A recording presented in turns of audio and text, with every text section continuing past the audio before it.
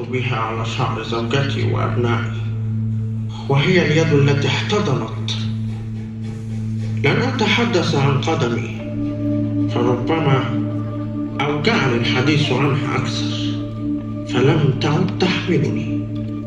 ففي لحظة واحدة دون أن أدري تخونني قدماي، فأسقط فجأة في الشارع.